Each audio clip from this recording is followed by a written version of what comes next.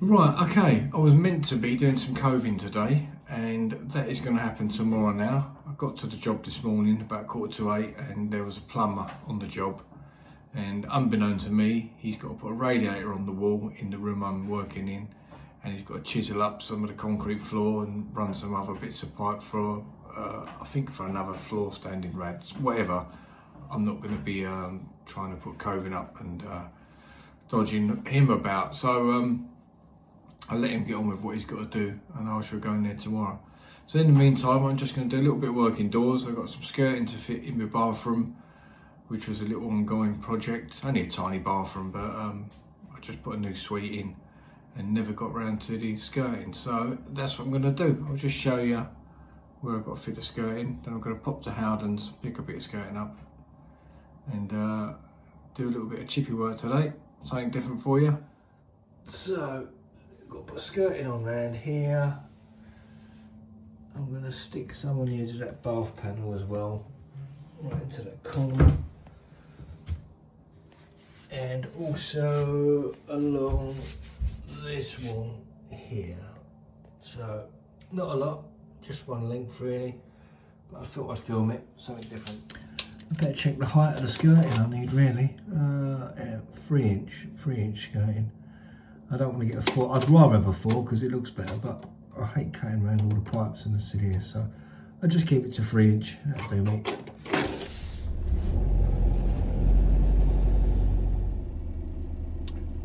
That's me. I'm one of them. I've just been to Howden's, and as I was loading up my skirting board, they come out and they ask you to sign the digital thing, you know, where you just put your finger on it and sign your name. And bear with me. And the fella there told me a really funny story, actually. It's the last customer had come along and his friend was there. And instead of signing his signature, he drew a penis. Drew a bloody penis on the screen, and off he went. So he went and said to his boss, what do I do with this? And he said, you've just got to bloody send it to the accounts department, haven't you? So that really was a cracking story, and it was a highly enjoyable piece of banter. I'll strike that down as an enjoyable piece of banter. And it really is that sort of banter that it keeps this crazy world a place we want to live on, doesn't it? Anyway, crazy. Right, back inside again. Thank God for that. It's cold out there today. It's colder than a witch's tit, as they say. Anyway, I'm going to measure some skirting and cut it. Now, I couldn't get my skirting that I wanted for this. Let me just pause this video and turn you around. So I did want a bit of a 3 inch skirting just to come up to sort of there. So I didn't want 4 inch because it's going to start getting in the way with this pipe, and I don't want to start cutting around skirting. I think that looks terrible. So as long as I'm above this old skirting line, I think it was only a tiny little skirting anyway. So I've gone for a bit of 70mm architrave, just a bit of chamfered, because there's barely anything in here that's going to be seen. So the top of my tape is 70mm, so that should, so the 70mm is about there. So yeah, that'll cover that line. And I know it's architrave on the floor, but it's not something I'd usually do, but it's my own bathroom, and it's literally a couple of bits just to tidy up where I tiled really. So let's measure this and get it cut. You see where that chamfers, it comes in, it doesn't come out flush. It comes out as a, let me just show you. There it comes out. Oh, it looks terrible close up. Looks better than this. So you've got a bit of a chamfer going on here. So when I cut my skirting, I'll cut it on a back cut. So if you just cut it square, what will happen is the skirting will hit there first, and as it comes out, you're going to have a gap between the curve and the face of the skirting. So if you just cut it at an angle at the back, you'll account for that. I'll try and show you that in a bit more detail.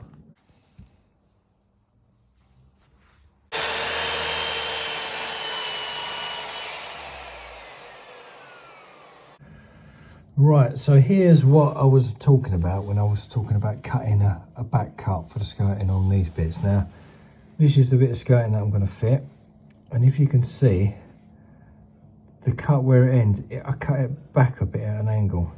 This is just a square cut. Now if you was to cut your skirting and put a square cut on there, it would obviously hit the back of the skirting. Because this rail has got a bit of a chamfer on it, it opens up, so you have this gap there. And you don't want to really be putting filler in that, it looks terrible. So if you just cut your skirting backwards at a bit of an angle, not a full 45, you don't need to go that far. You can see I haven't done it a lot. So then when you fit that in, it'll slide up. It doesn't need to hit the back really, because you're going to put a line of filler along the back of the skirting where it meets the wall. So if there's a slight gap, it doesn't matter. So when you slide it up like that gap is closed. You've got a little gap at the back, but you can put a little bit of filler in there. That won't hurt, it's just part of the decorating. But you don't want a big gap at the front. So if you've got a miter saw, even if you haven't, you can do it with a handsaw. It'll just make the job look so much better. So right, I'm going to get on, cut a few bits, and then I'll show you me sticking them. Right, they're all cut now, and I just put them in place. That's going to have a bit of filler once that's all fixed. It might be okay, because what I generally do before I fix them, I like to stick them all with the miter fix glue. So that's what I'll be doing. That there, same in that corner, I'll do that. And this was the last length, which is just falling a bit short of the back, so that's not a problem. What I've done, I've cut another little bit, and again I will stick that onto that bit with the miter glue first, and just make one full length up. So I shall get on with that and probably show you that. So I like to use this miter bond on the corners first before I install it. It's just nice to get them corners nice and tight. So just a bit of that on there. And spray up the other end. And then simply join them together. It's hard with one hand, but simply just join them together, hold them together, and they should sort of form a nice bond in about 10 to 15 seconds. Then you know that corner is nice then for the slotting in. If the wall's out, you may need to sort of bend the other bit and pin it in at the other end, but it should have a bit of give in it. It should bend a bit. Yeah, you can see that that's already held there now. So when I slot that into the corner, there we go, we've got a nice, well, that's nice, but that's not. That should bend round anyway. So now I'm going to do the same again, joining this bit to that bit to give us the right length. You don't need to worry too much in the corners. You don't want to buy a whole new bit of skirting literally for that.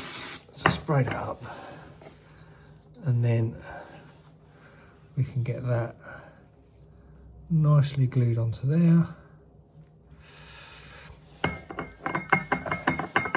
And even if that doesn't meet exactly, you can always get a sander on it and or a bit of sandpaper, rub it down. You can lose it quite nice on this MDF skirting. So that is all bonded up nicely now. Now, let me show you why I like to glue the internal corners first, because this has got such a kick in it. Whatever that return is there is nowhere near 45 at all. It's quite ridiculous. So if I can slot this, oh, excuse the noise. I'll slot this into there, where that's got to go, that in there. Push this into that corner. So that's all good. Once that's stuck down, that'll be good. But look at that. So that's been cut out of 45 on the miter saw. But look how that's chucking that out. But all I'm worried about is getting that corner nice. I don't want to start putting decorators filler in there. It's just going to look horrible. So I just pretend that I've pinned that in with my foot. And you can get quite a good bend on these. It holds well in that corner. So with this MDF skirting, it's quite flexible. So once I get a bit of glue or pin that in there, that will pull in nice.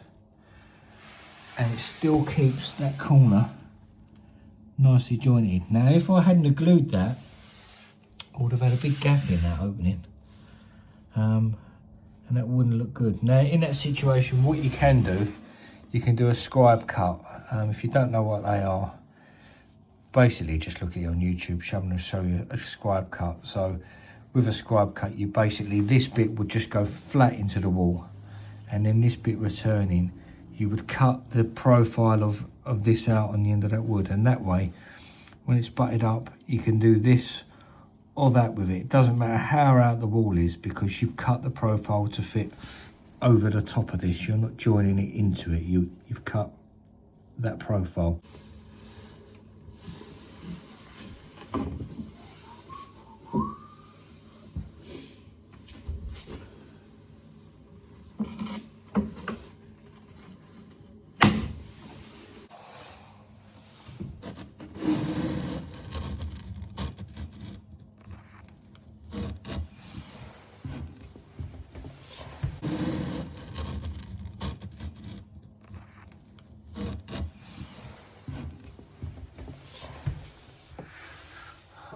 Right, so I stuck the skirting back with this OB1 stuff, and now I've got this kick coming out, so I don't want to put any nails or pins in this wall because I know there's pipes and things running up and I don't trust it.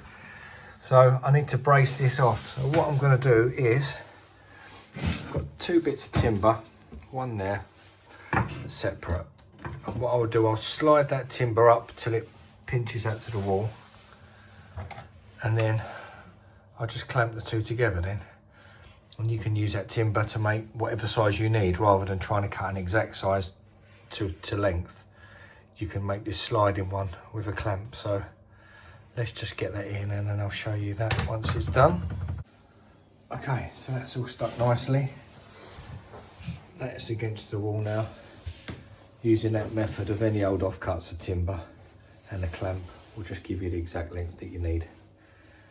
So that's quite easy. Right, now just to stick the other side, and I can let that go off and then caulk it and paint it.